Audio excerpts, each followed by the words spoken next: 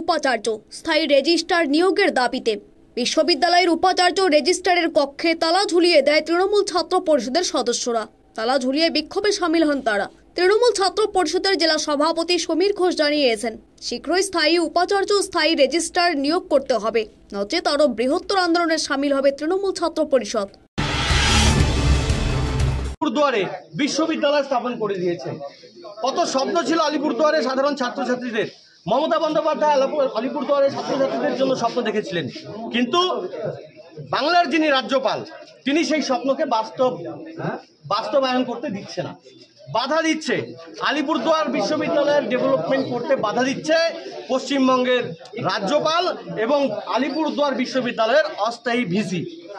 আমরা অবিলম্বে আলিপুরদুয়ার বিশ্ববিদ্যালয়ের সার্বিক উন্নয়ন চাই। আমরা অবিলম্বে আলিপুরদুয়ার বিশ্ববিদ্যালয়ের স্থায়ী উপাচার্য আমরা নিয়োগ চাই। পাশাপাশি আলিপুরদুয়ার বিশ্ববিদ্যালয়ে স্থায়ী রেজিস্ট্রার আমরা চাই, স্থায়ী কন্ট্রোলার আমরা চাই, স্থায়ী ফিনান্স অফিসার আমরা চাই।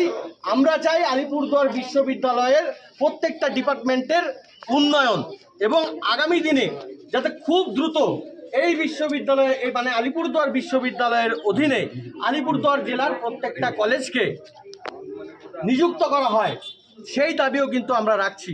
আমরা বাংলার মাননীয় মুখ্যমন্ত্রী মমতা বন্দ্যোপাধ্যায়ের কাছে আমরা কৃতজ্ঞ যে তিনি আলিপুরদুয়ারকে বিশ্ববিদ্যালয় করেছেন।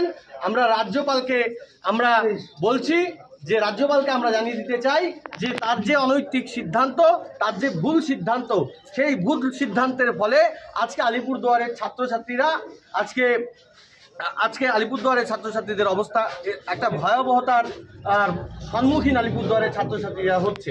আজকে আপনারা দেখছেন যে আলিপুরদুয়ার বিশ্ববিদ্যালয়ে সাধারণ ছাত্রছাত্রীরা আসছে না, প্রতিনিয়ত ক্লাস হচ্ছে না এখানটায়।